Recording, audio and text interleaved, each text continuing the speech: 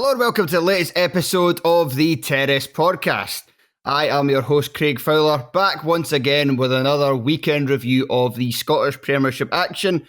We're covering all 6 games, and to help me do that, it's Graeme Thewliss. Hello, Graeme. Hi, Craig. I'm good, mate. How are you?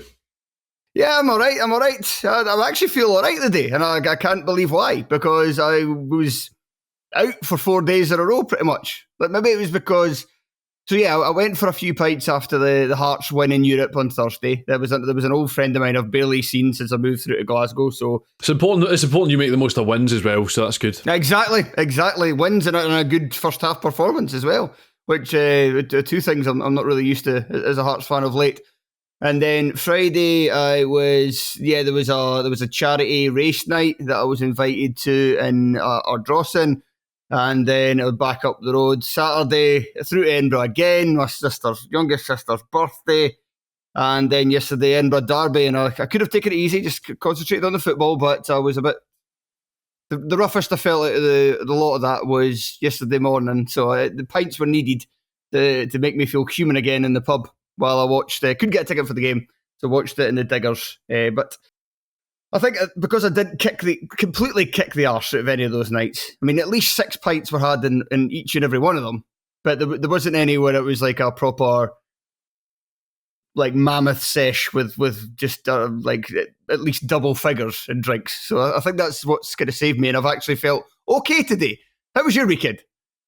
I spent all of Saturday pretending I was hurt, not injured, because I went out to see Biffy Clyro at the Vertigo Bliss night on Friday night, got absolutely bluttered, and then had to spend all day pretending that I wasn't hungover to a 4-year-old and my partner. It was great. It's great. The new setup at Toddler Gymnastics is sensational because you just turn up and just sort of push him in, and then off he goes into the room. So I sat in the corridor outside Toddler Gymnastics for 45 minutes with my head against the wall, desperately hoping that nobody came and asked me any questions. It was good. It was very good. Counting down the minutes from the moment I woke up in the morning to the moment I got to bed. It was class. Thoroughly enjoyable.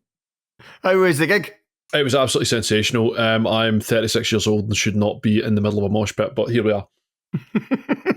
Choices were made. Decisions were made. I've been torn in that I am half expecting someone to tag me in a tweet or a photo at some point being like, is that Big Graeme in the middle of that mosh pit? Yeah, it is. That's exactly who that is. So if anybody sees that photo, if that appears anywhere, it is me. Feel free to tag me in it. But yeah, that is. It's not. Maybe it's big. No, it is. That's exactly what happened. So yeah, fine. Like, choices were made. We got on with life. We are where we are. And now I went back to work again. So it's fine. Like, everybody's fine. Just substandard parenting for 12 hours. Nice. Hi. Do you know a fan base who might feel like they've been caught up in a mosh pit for all of this season? Aberdeen, because they keep on winning. They were playing Dundee United on Saturday evening, the match on Premier Sports. It was, Aberdeen dominated most of the contest, but it was a bit of a kind of, it was more a kind of a nervier test of Aberdeen, kind of what we thought with the match, that Dundee United were going to go in with a game plan to try and frustrate them, to try and stop them from scoring, and they almost succeeded, but with 6 minutes left, Peter Ambrose, off the bench due to Kevin Nisbet not being available for this one, grabs the winning goal, and Graeme, Aberdeen just keep winning. What did you think of this one? Dundee United are a funny team to me, and we sort of briefly touched on this just before we came on to record, and like, there's a whole collection of teams in the league who are basically the other side of each other's coin. So like, Dundee United are currently just about on the good side of the coin. I'd include Motherwell are just about on the good side of the coin.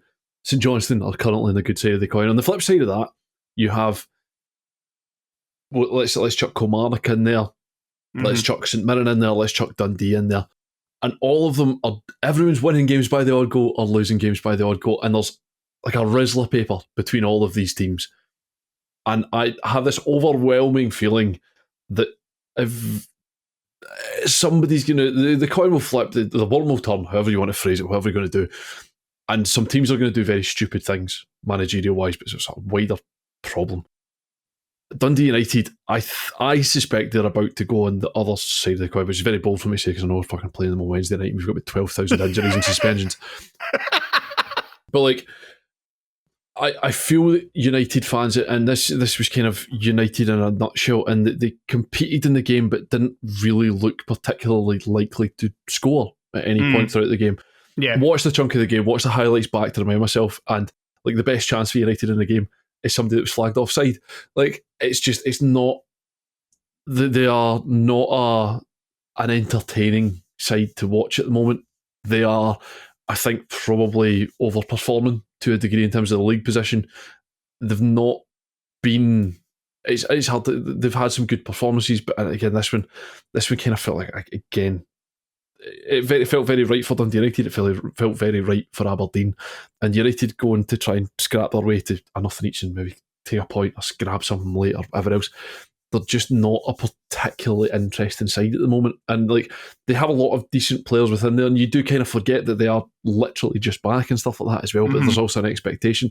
I think having guys like Strain coming back off the bench, I think will be a big boon for Dundee United, because they've really been quite limited. And we're seeing this quite so like up and down the league. Like, when teams' wing backs are struggling or have a bad day, St Mirren are in that similar concern for a different reason. They've lost what would be their main attacking outlet on the right-hand side. Strain coming back, I think, will improve Dundee United immeasurably. I think him, if he can maintain a level of fitness, it was a good sign for them in the first place. Aberdeen, on the other hand, again,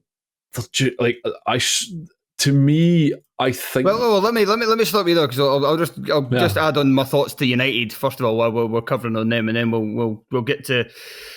Because I've got quite a lot to say about Aberdeen and not an awful lot to say about Dundee United, but I certainly agree with what you're saying. I felt in the first half they held a bit of a threat going down the flanks, kind of feeding it into, like, Dalby was managing to make things happen. I like Dalby as well. I think there's a degree of like John Daly around him. Just the difference with John Daly was that he had like Johnny Russell beside him, and aye.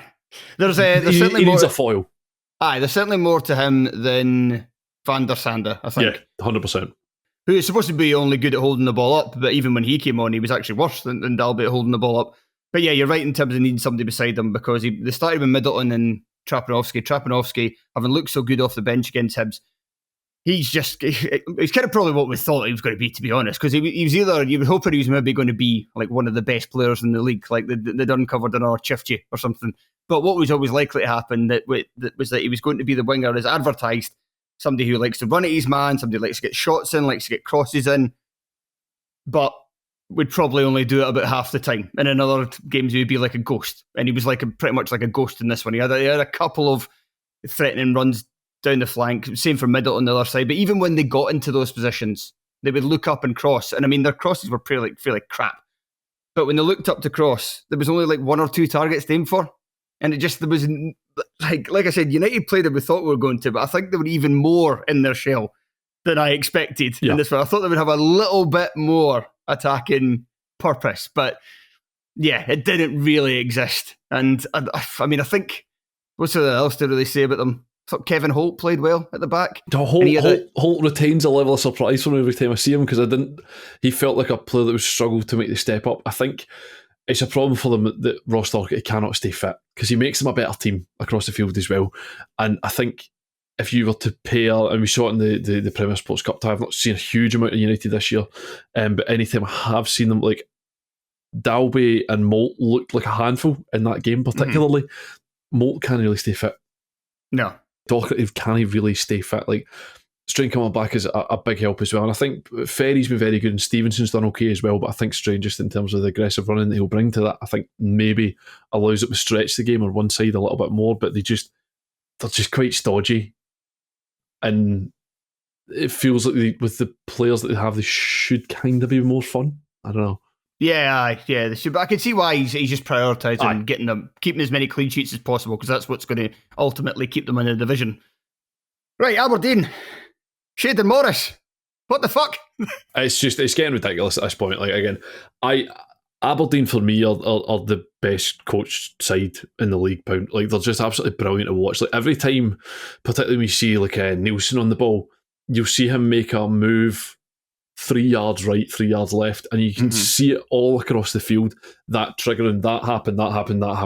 And again, other teams do this. Of course they do. This is how coaching works. This is how teams work. But in Aberdeen, it's so noticeable in terms of just every moving 5 yards left, moving 5 yards right, moving yards forward, back, putting it off to one side. And you just see all these little things happening all over the field.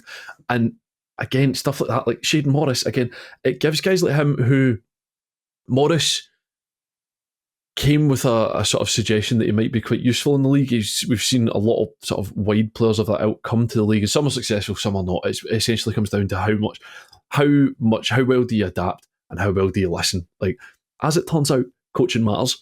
And Aberdeen, this is just the most screamingly obvious point of that there as well. Like, and we'll get on to some other teams later in the league that are not nearly as well coached as this. But just the way in which they've given. It feels like they've given certain players within the team very particular responsibilities, and Nielsen's the best example of this. I know Tony's a big fan of him. I'm a big fan of him as well. Yeah, so am I.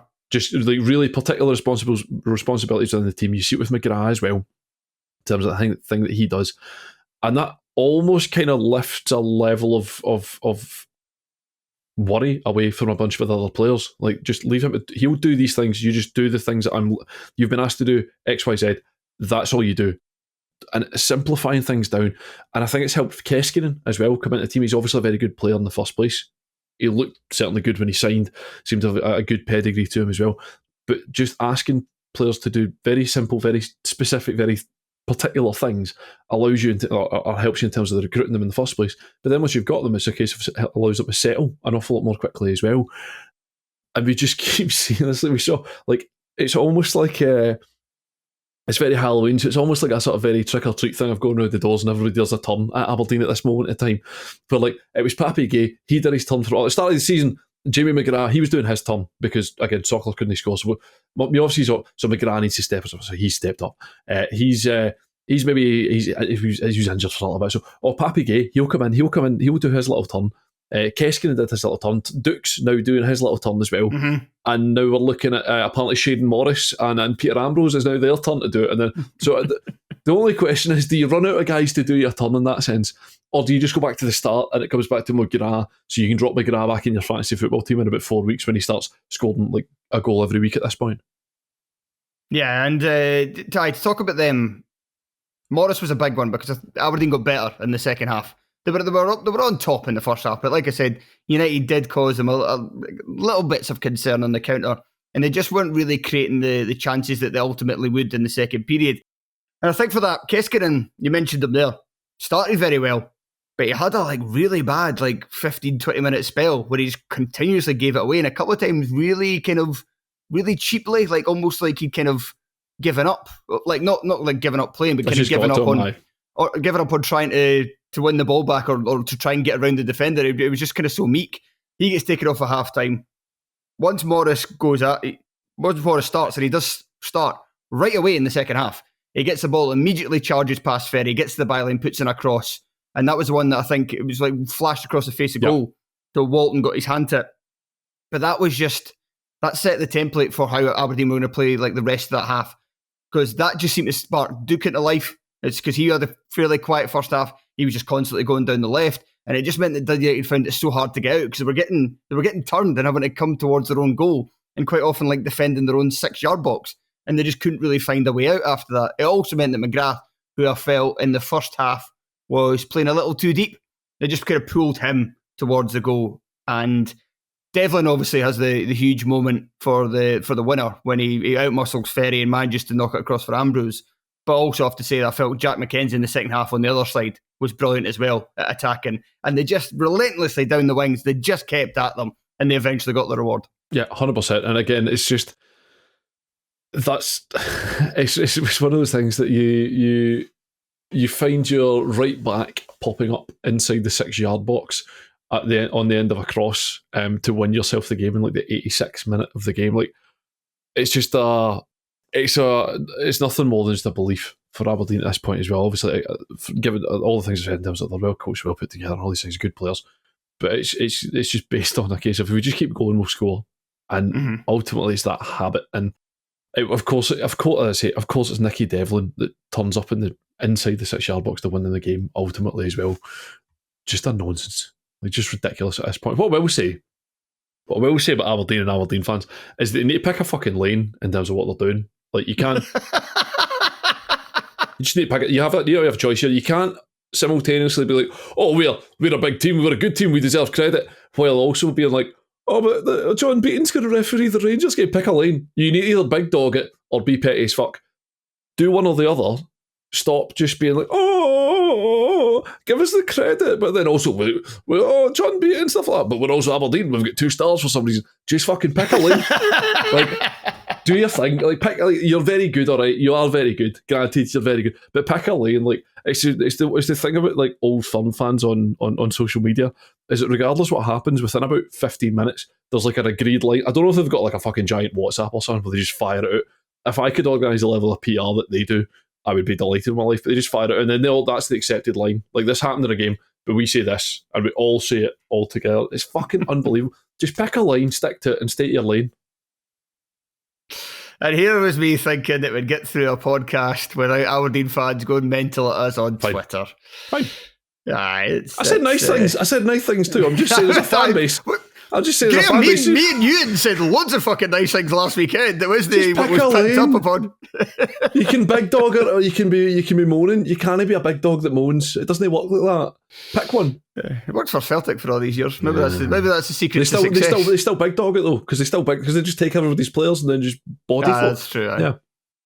Right, so let's move on to the game on Sunday afternoon, where Hibs and Hearts played out yet another 2 teams who play a shite game of football derby, and this one finished in a 1-1 draw.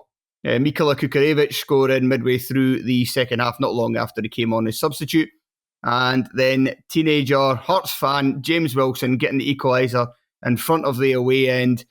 Proper living the dream stuff for him, but Graham, nobody was living a dream watching this match. Honestly, see every single time folk lose their mind about the Edinburgh derby not being televised. Like, have you fucking watched one? Why would we televise these games? They're always fucking hopeless, and particularly this season as well. Like, it almost feels like it's been picked to spite us all. Like, we didn't pick it last year because, why would we bother? This year I was going to pick it because it's full of utter shit. Like, a whole collection of players that just can't fucking play.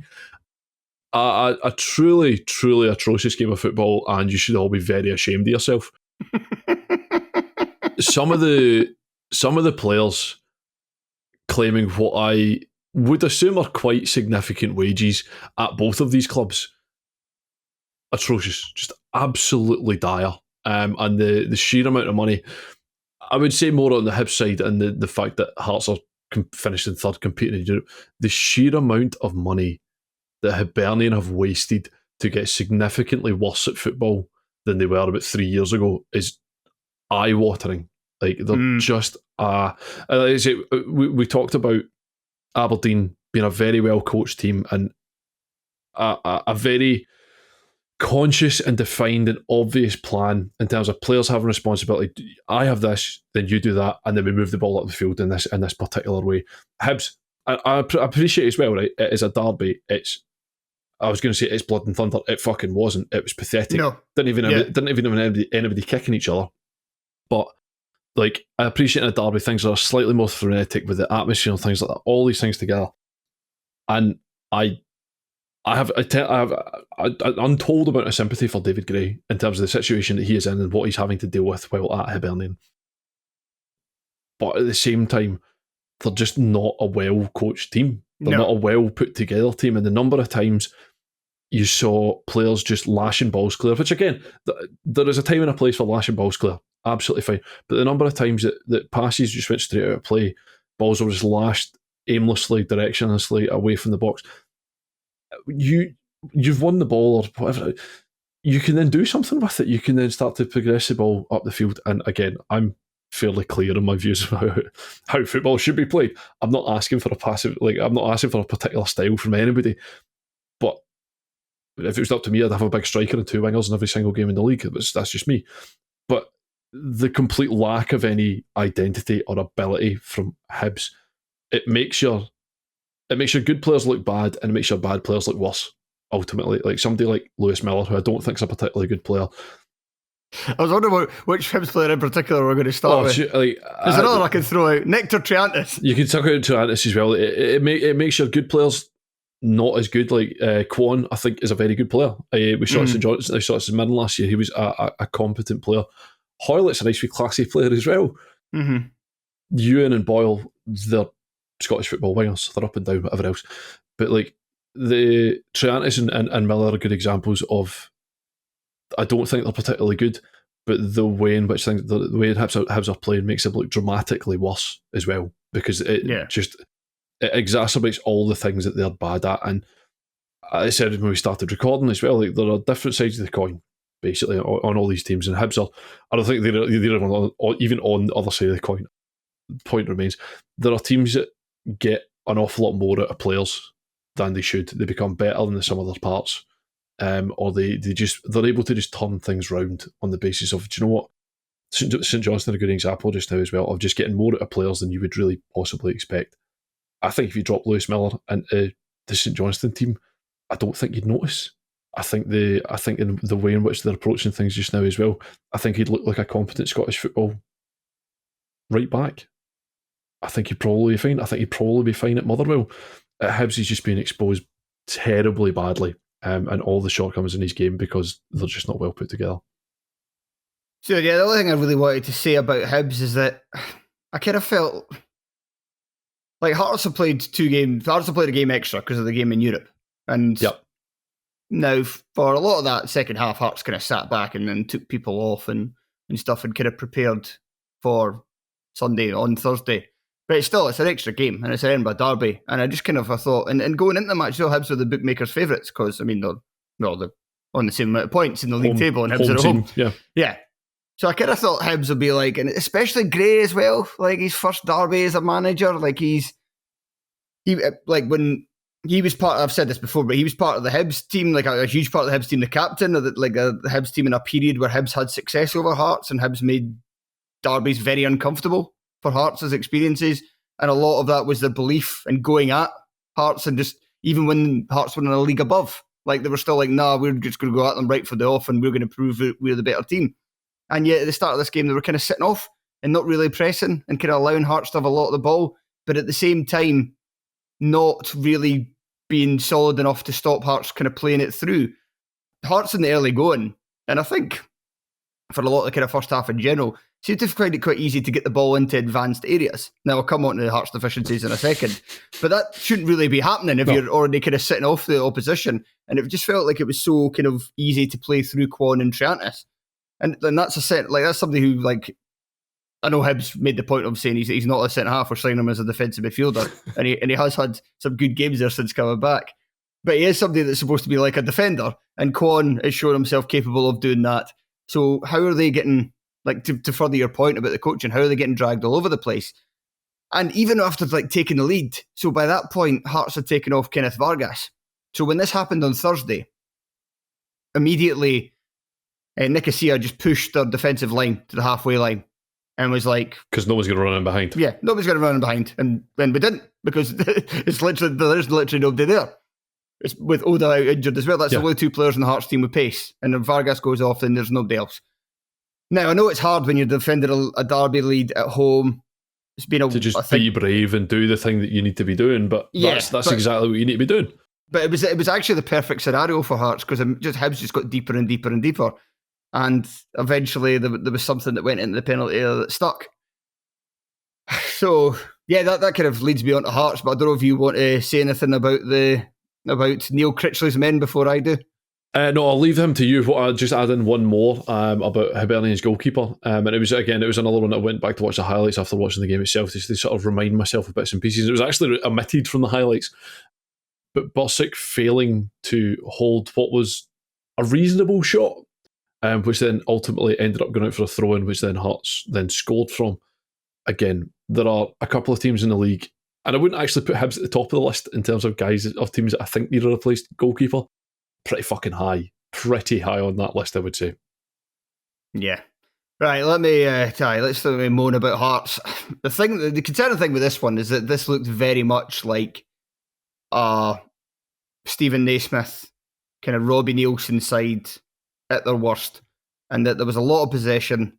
There was a lot of getting the ball into advanced areas, but very few chances created. So the good thing that Hibs did do is that Hearts had 65% possession, but both teams had, well, actually Hibs had one more shot than Hearts and 7 on target to 2. Dwight Gale should have scored a hat-trick. Triantis missed a brilliant chance not long before Hearts scored.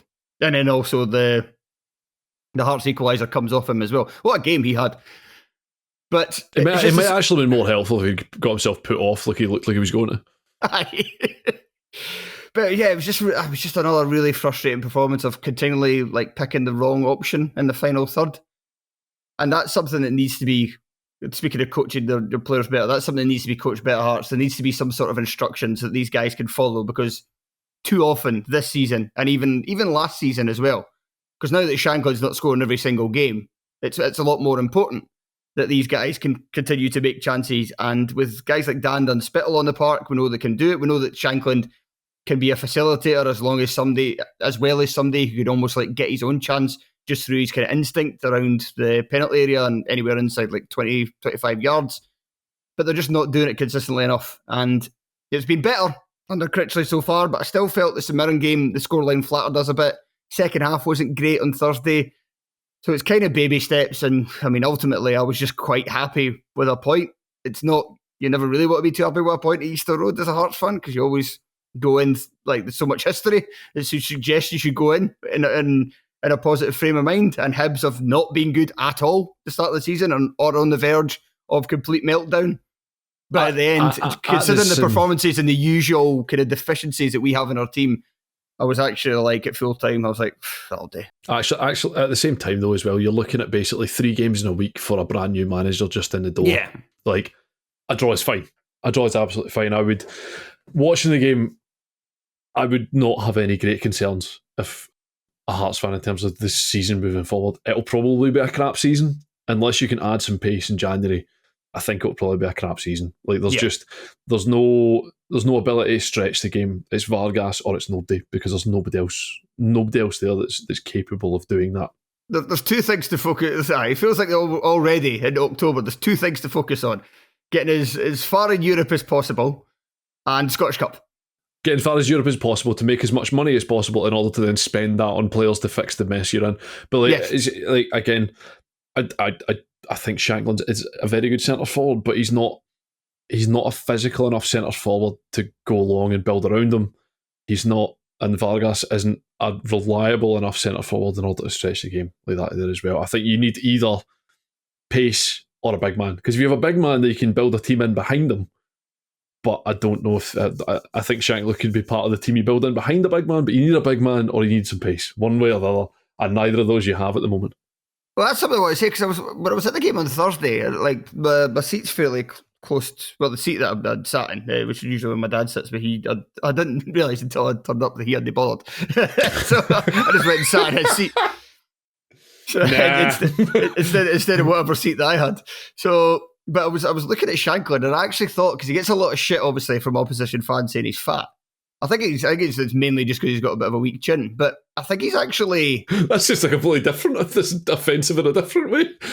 But I guess because he's just got a weak chin. It's one of those. No, it's one of those ones. It's because he's got a weak chin. It's kind of easy. He gets an easy double chin. He needs to fucking grow a beard then. No, if you think I've Lord Shankland had a beard. That's quite intriguing. I wonder how that would look. Anyway, so I actually felt because I felt like he's actually lost a little bit of weight since the last season, and you brought up the point there about the fact that he's obviously not fast whatsoever, but he also isn't really necessarily strong enough. I felt like last year he got better because he was stronger, because he did and I remember midway through last season, I looked back. Well, it came up on Hearts Twitter, the goal that Shankland scored against Hibs. I think he's first for the club. It was after initially signing, and you could just see it was quite shrinking. It was oh yeah, he was definitely thinner when he first signed for us. And I think he's maybe lost a bit from last season, but I don't think that's necessarily a good thing. Yeah. I think Lawrence Shankland, if you're listening, start eating burgers. I really hope he's not. I really fucking hope he's not. You need to be fatter. If you're fatter, you can stick your arse into opposing players, use your strength a bit more, and score more goals. There we go. Talk about coaching. If I was a coach, that's an insight into what it was. Get more cards in you. Right. let's move on. Take the Gary Cocker diet. Speaking of Gary Cocker, I don't know if he was in attendance, I really hope he was, but Dundee were beaten 2-1 by St Johnstone on Saturday afternoon at Dens Park. Simon Murray opened the scoring, taking advantage of some horrendous defending from St Johnstone, and kind of true to what we've been saying about the Saints, is that for them to stay up this season, they're going to have to outscore opponents, and that's what they did in this one, because Graham Carey equalised midway through the second half, and then Nicky Clark scored in the 90th minute, with the goal finally being confirmed in the 97th or 98th minute after the longest VAR check, hopefully in Scottish football history. But they couldn't. There wasn't enough. It was the referee pulling the managers together, just be like, I don't know, mate. Aye. Sorry, what? It was because they couldn't draw. So for those who didn't see it, they couldn't draw the lines because there was too many bodies in the way. But so I didn't see this live, and so when I heard about it, I was like, oh, I was picturing like the most crowded penalty area possible. It's really not that much. There's just not like an available camera angle, because this is the VAR we get in Scottish football, the discount version, where there's not enough good camera angles to properly make it work. The thing was, anyway, the goal happened, and there wasn't any great complaining from anybody. And then everyone was standing. I'd be like, "Is it a handball? Is it whatever?" I don't. No. Just to say, right, this is a fucking St Johnstone team I can get behind. Nicky Clark, Jason Holt, Graham Carey. Now we're fucking talking. That's a St Johnstone team. Just like guys that or Dre Wright as well. Just like guys you've heard of, haven't heard of in a while, all just together on a field, sprinkled in with some other guys that you sort of know, and then some guys you don't know at all. This is a Johnson team you can get behind. This is if you're talking about having a playing style, doesn't matter. Just having guys. I had genuinely forgotten that Jason Holt had played for St Johnstone before, and I was like, of course he has. Oh yeah, because he's at heart a St Johnstone player. Even when he was playing for Livy all those years, yeah. At heart, he was at heart a St Johnstone player. He's just like the typical. He's like the heir apparent to like Chris Miller, Jason Holt. Jason Holt could be playing at St Johnstone for the next 7 years of his career, and at no point would you go, I think maybe that's enough for Jason Holt. Maybe move. No, Jason Holt will play there for as long as he wants to. He is a St Johnstone player.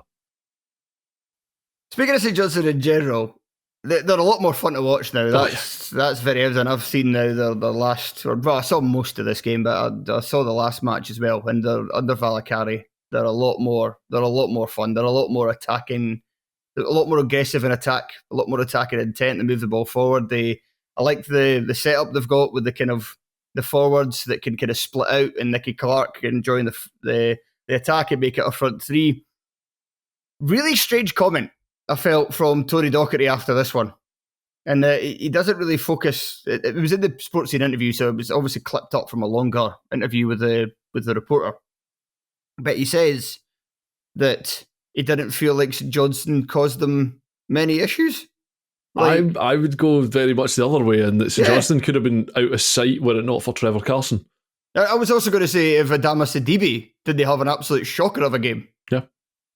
But like Carson made a couple of really good saves. Maybe culpable for the Carey's goal. It's a bit of a funny one. Only he'll know of how little he saw of it, basically. Very similar to Craig Gordon and Nicky Devlin's at Aberdeen. It feels like he should do better, but it also feels like the sort of one that makes goalkeepers look daft. And I think Graham Carey knew that as well. And if there's, again, of all the players on the field there, if I could trust one man to whip it in from there and know what he was doing, I would trust Graham Carey to go ahead and do that. So I suspect it made him look a little bit daft in there as well. But you're right with CTB as well. He could have had a couple of really good saves in there as well. Dundee remain weird.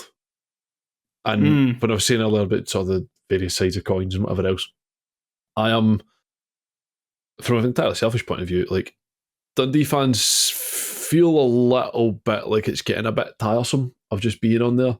The reality is, like, you're going to have to just stick it out because you've also been Dundee for the past 30 years. So maybe just give it a bit of time, a bit of patience with that. They're not a bad team by any stretch of the imagination. Beat us last weekend.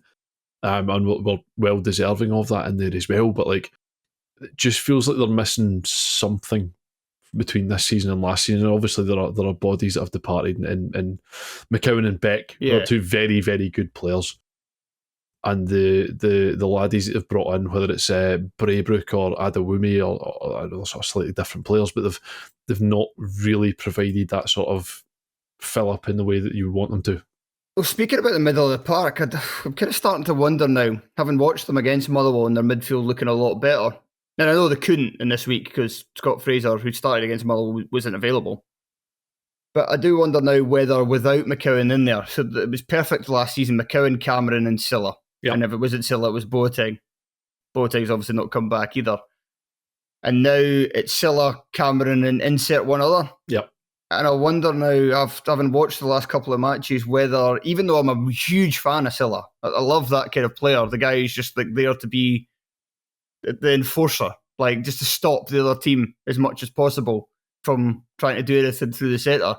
But I wonder if it's an attacking unit that are actually possibly better without them. I don't know. That's just a theory to throw out there. I've only not a huge sample size on that so far, but let me cook on that for a little bit. Well, I was quite impressed with Fraser last week. I thought he played very well.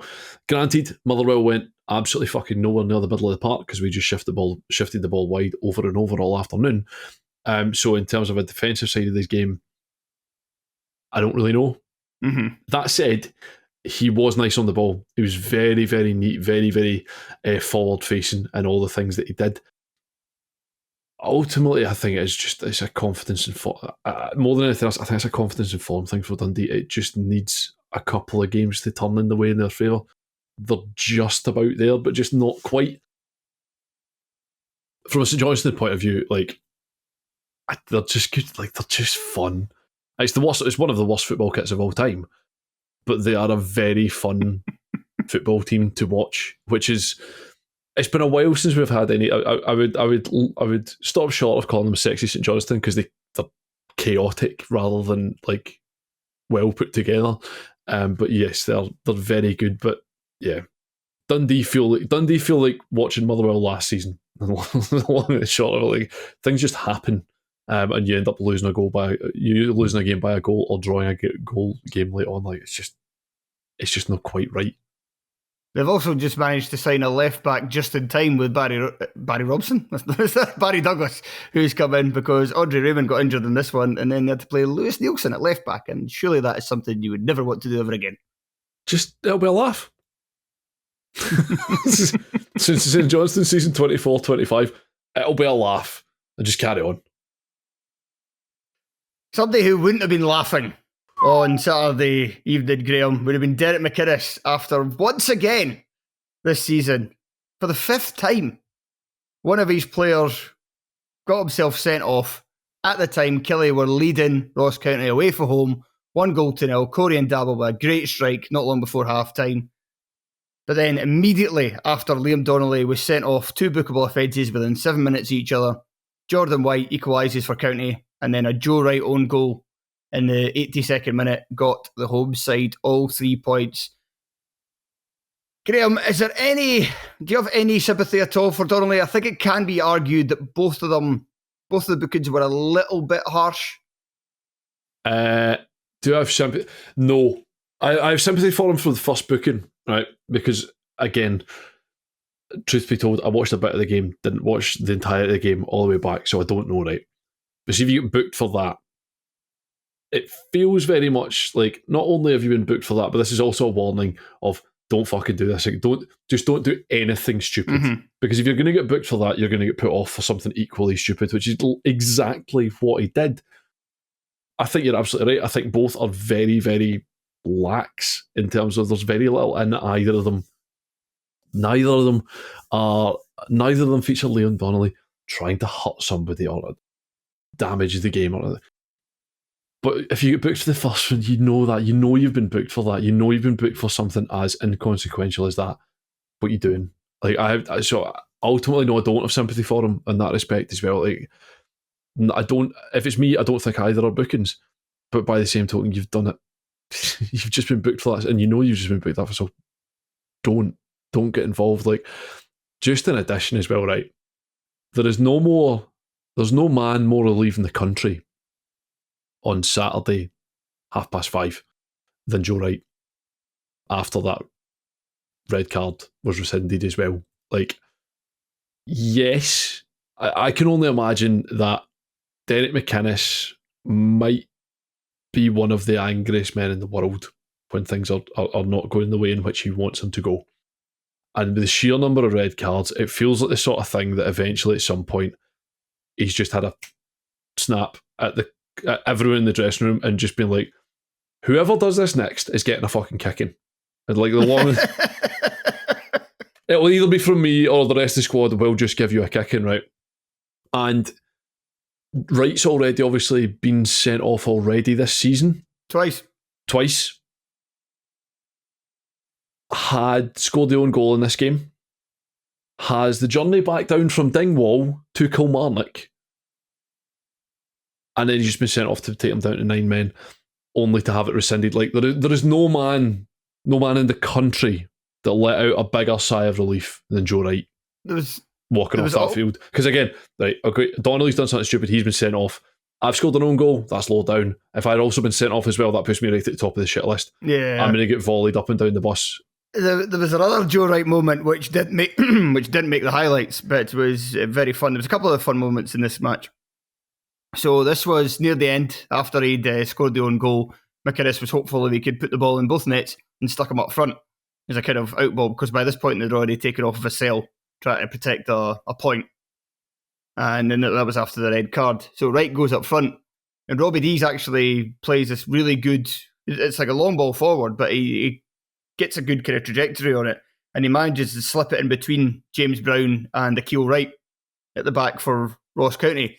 Initially, Joe Wright takes a not bad touch, like he manages to kill it pretty well, but it's stuck under his feet a little bit, so he needs to take another touch before trying to go for goal. Next touch, just goes right out the park. Just not good enough. As he desperately chases after it and tries to slide tackle it for a throw in, but failed to do so. How did you end up with both Joe Wright? Bearing in mind they also came on the field for Stuart Findlay as well. And Stuart Findlay's mazy run, which felt like watching one of those videos of, you know, when you see like a 6-year-old, like somebody's kid taking part in a testimonial and players just diving out the way, was basically Stuart Findlay on that running at the box. I was gutted when I didn't go in because I lost Stuart Findlay's celebration more than anything else. County, like again, Indaba strike, top, very, very good. Irrelevant now, but before we move on to County, I'll actually notice something quite interesting tactically with regards to Indaba. So not long before the goal, there's a note passed on that Matty Kennedy seems to run about with for quite some time. But after that period, Indaba started playing as an inverted fullback. It was just him. It wasn't Lewis Bale wasn't doing the same on the other side. It was just Indaba doing it. He just constantly moved inside. He eventually actually ended up playing centre midfield for a period, but that was after the changed formations later on. But he was just like central so often, and you saw that with even the Findlay chance. And Daba, that initially comes with Findlay, who is the left-sided centre-back in what's supposed to be a back four, overlapping the left-back in the centre of the park. Yeah. And then Daba kind of retreats once he realises who it is, and there's a gap behind him. But that's why he pops up in the position he does to score a goal. Now, initially it works very well, because it was a kind of fairly even contest, maybe even getting shaded by County before then. But when Indaba just starts playing centrally all the time, Kelly could really take advantage of the midfield area, and County start to struggle to make it stick up front. But after the red card, like they kept at it, and it just wasn't working anymore. And also, it meant that Matty Kennedy was continually having to drop very deep to cover for the space that Indaba was leaving by going. Like, I was actually like watching, being like, is he now like in a man marking gig against somebody? But I don't think so. I think it was almost like McInnes forgot about this tactical thing. And then Daba was like, oh, well, I've not been told any different, so I'm just going to keep doing this, even though we're now got 10 men. I'm not convinced there's a huge need for man marking Ross County players, like doing a man marking job in a particular member of that Ross County team. Well, you say that, Graham, but let's move on to the Ross County, and I want to big up a player that I've already talked about before, somebody I like, and that's Noah Chovers. So I've seen County fans say they're not sure if he's any good or not, and I totally get that. He gives the ball away loads. But to me, that's a part of our overall positive because he has so much confidence when he gets the ball, but he always tries to do something. He always tries to beat somebody, he always tries to run past somebody, he always tries to get like a ball into the penalty area. He's always wanting to move forward. And it can lead to himself having some stinking games where all he seems to do is give the ball away. But they don't win this game without him because it's him that gets pulled back by Donnelly for the second yellow. I do think there's the pull. What I was saying, it was maybe harsh earlier. It's because there's the pull, and then it feels like there's an extra beat or two before Chilvers does his wee pirouette and goes down. So I was kind of wondering whether he made the most of it. But that's not it's not a criticism. It's smart play and leaving it in the hands of the referee and seeing if he will send him off, and that's what happened. And then Chilvers also puts in the 2 crosses for the 2 county goals as well. So he's is he any good? Don't know, but he's certainly making a big impact on county this year, and it's a type of player that going into the campaign I thought they were desperate for because they really didn't look like they had any creativity to replace Danda. He's a very different type of player to Danda, but at the end of the day, if he's helping you win 3 points, it doesn't really matter. All I have to add in county, is that they are by a distance the ugliest team in the top flight this season.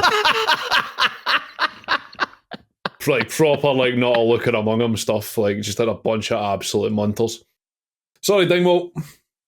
So the only 2 other things, 3 things to say on County. I'll roll through these quickly. Scott Allardyce came off the bench and provided a real spark. He had the shot, which was then deflected wide for the corner for the winning goal. Josh Reid, though, he's third choice left wing back at Ross County. He was the one that initially came through. Big hopes for him. Had a good first season. Was then sold to Coventry, I believe it was. Never played again. Yeah, came back up the road last season. Didn't really make much of an impact. Been behind Harmon. Harmon gets injured, but they've signed, is it Elijah Campbell, I believe, who was initially looked upon as a centre-half as far as I could tell, but then he's been trusted at left wing back instead of him. He was suspended, having been sent off against St Johnstone last time round. So you're thinking, right, Josh Reid, chance for you to do something. Defensively, he was fine, but he offered nothing going forward, and eventually was replaced by Michael Effetti playing on the left side. That's like his ideal position would be like a right-sided centre-back in a back 3. Like he kicked at no point with his left foot. Craig, at this point, they're down to their 4th choice left wing-back. I think, like, again, any squad in the country, it's just going to end up with who's available. Like, who's your 4th choice left wing-back? But it's piss poor with your Josh Reid and you're not managing to do anything to take advantage of your chance. And finally, just another kind of random moment in this one. This was during the first half where... No, sorry. It was shortly in the second half. Ryan Leake and Kyle Vassell were battling for the ball beside the touchline where like Vassell was like trying to shield it out and like kind of putting his back into him. And Leake's like trying to get around. And eventually the ball bounces and it bounces onto the line. And Leake at that point gives Vassell a bit of a shove as if to do, fuck off, get a thing. You've won this round. And then he jogs away backwards. And Vassell just walks away for the ball as well. The ball's not out of play. It didn't cross the line. The linesman actually came over and looked at him. He was like, just kind of like shook his head. And then Danny Armstrong came and put a ball at the penalty area. Fucking hell. Class. Yeah, that was good fun. Okay, let's get to our penultimate game, which was one of the 2 matches taking place at 3 o'clock on Sunday, and that was Rangers defeating St Mirren by 2-1. Mohamed Diamandi opened the scoring. Alex Gogic equalised for the visitors before Vaclav Cherny won the points for Rangers with a goal in the 69th minute. Graham, I watched this one. Rangers are mince. Yeah, they're not good. As it turns out, dropping James Tavernier and Cyril Dessers did not immediately make them a better football team, despite the fact that a not insignificant portion of their fan base believed that to be true. Yeah, not great. Agamame was fucking crap, by the way. I mean, he got booked early on. He got booked really early on, like the second minute. And I wonder whether that played with his head a bit, but he was hopeless.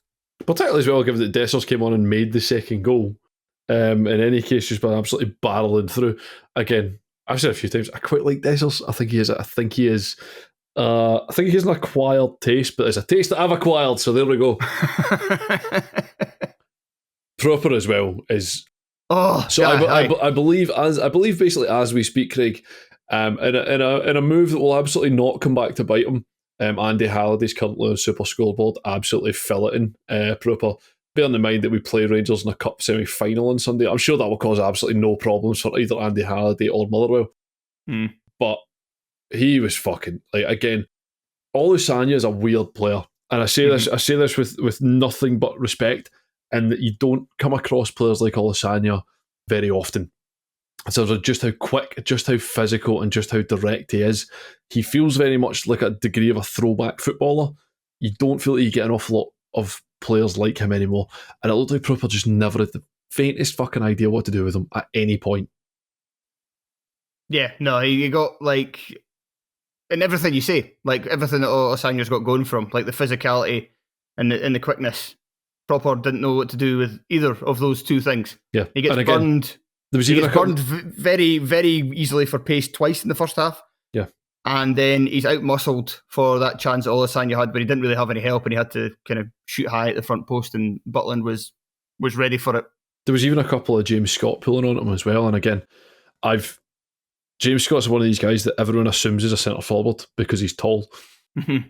He is not. He is a winger. And every time he played out in the wing, there was certainly when he was at Motherwell, when he played out in the wing, on sort of the right of a front three, he would occasionally come up against fullbacks that just, again, similar, had no fucking idea what to do with him, because he's a big giant laddie who wants to play out in the wing and get the ball down to feet. Like, excuse me, what? I don't know how to do that. So I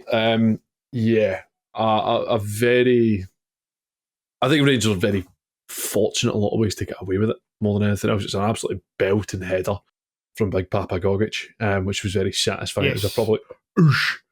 I would say as well that the first goal was scored against the run of play. Like, I felt like St Mirren were the better team in the opening 10 minutes, and then the goal, if I'm a St Mirren fan, I would be furious. I mean, pretty annoyed at both goals, but the first one in particular. Yeah. Because there's a terrible cross from Czerny that everybody just kind of, I think for a second, maybe everybody switches off slightly because it looks like it's going out of play, but it doesn't. It's rescued by Bajrami. But then it's just like really kind of poor defended for St Mirren, and I actually think it's Scott. I've looked back at it a few times to try and find out where the blame is. I think it is because Scott doesn't track the run of Jefty, and he was doing it throughout the rest of the contest, so I think he just kind of switches off. Sounds about right. Jefty ambling forward means that both Phillips and O'Hara, who are the centre midfielders, somebody's got to move. Yeah, they're both out on the left because it's a 3-on-3. But that means that Bajrami can just get his head up, and then he just sees Raskin standing like 25 yards for goal with nobody anywhere near him.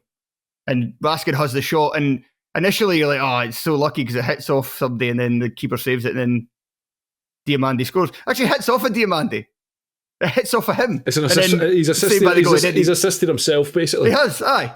So it was not only like poor defending, but also quite jammy as well. And when you've started so well at Ibrox, we've all been there.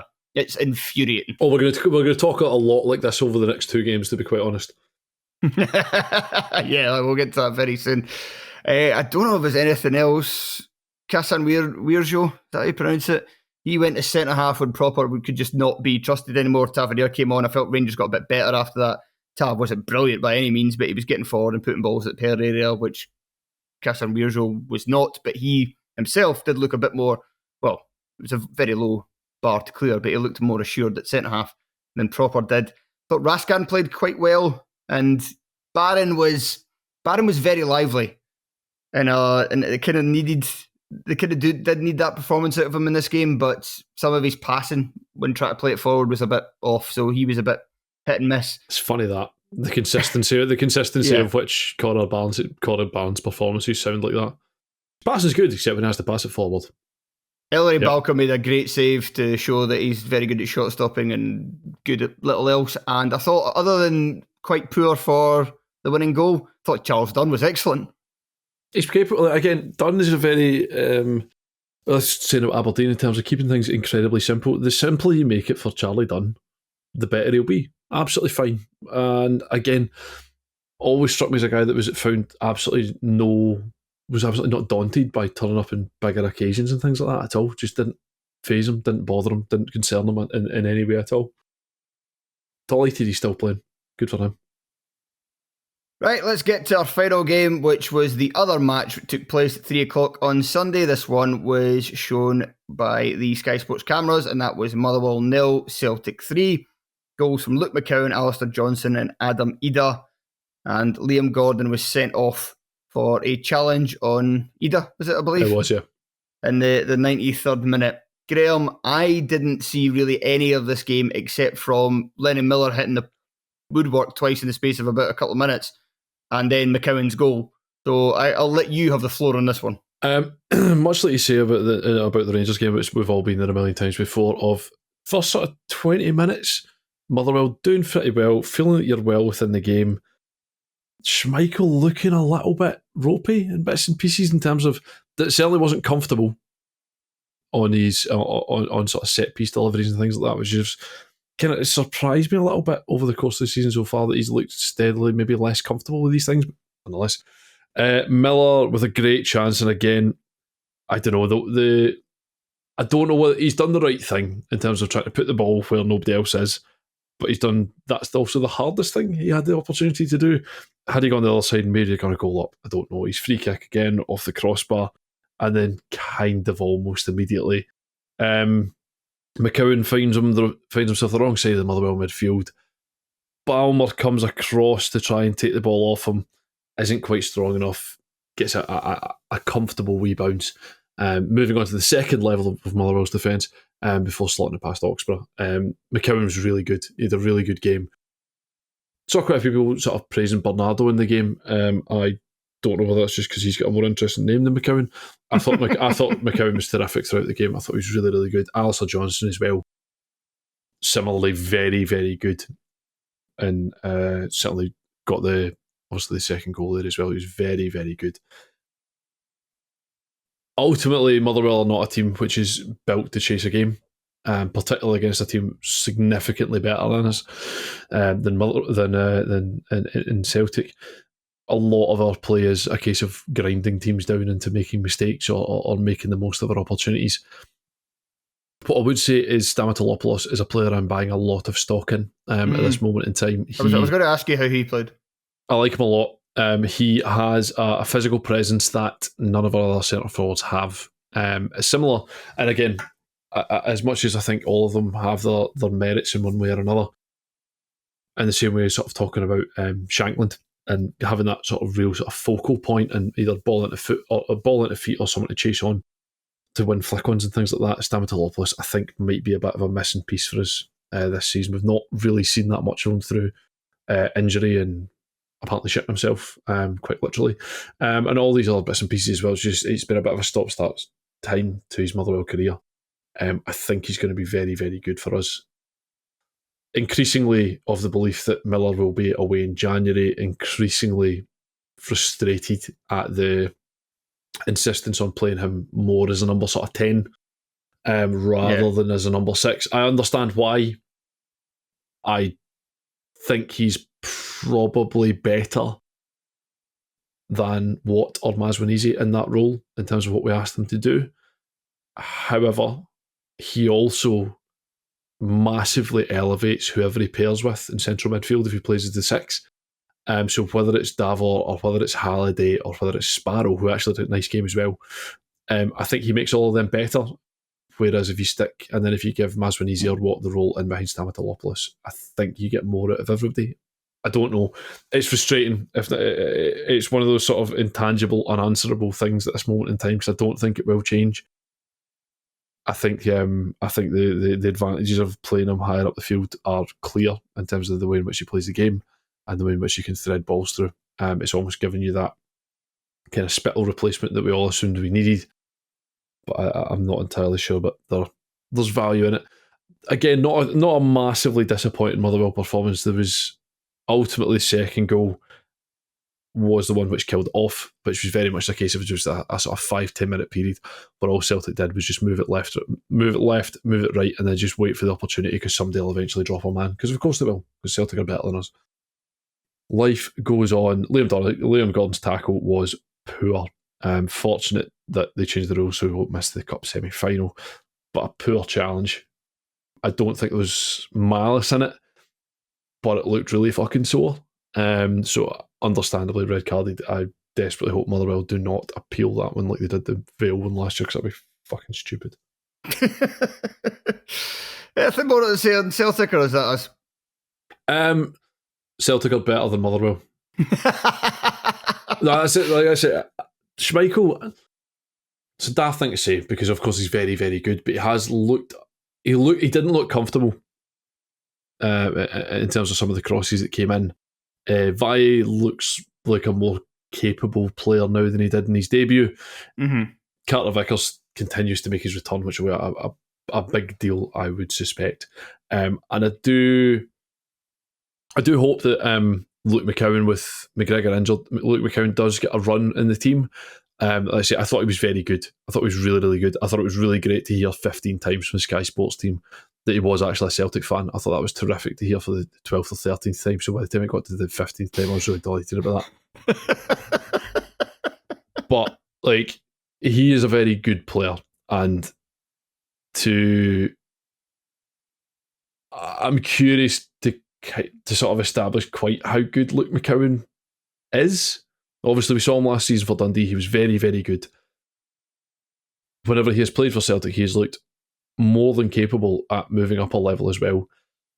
I suspect that'll be. He's not going to be going to a level above Celtic, but how good a Celtic player he can be is something which I'll be following with curiosity, because every time I see him, I'm very impressed by him. So a little run in the team may answer this ultimately, but yeah, keen to find out. Right, Graeme, that'll do us. Thank you very much for joining me. Thank you, Craig. That was good fun, sort of. Yeah, last weekend was a lot of good fun. This week, slightly less so. But thank you to everybody for listening and your continued support of the podcast. If you would like to hear more from us, the best way to do that is to head over to patreon.com/Terrace Podcast, where you can sign up to the £2, £5 or £7 a month tiers. That unlocks so much other content. And that'll do us for now. Thank you very much. Take care of yourselves, and we'll talk to you again soon. Bye.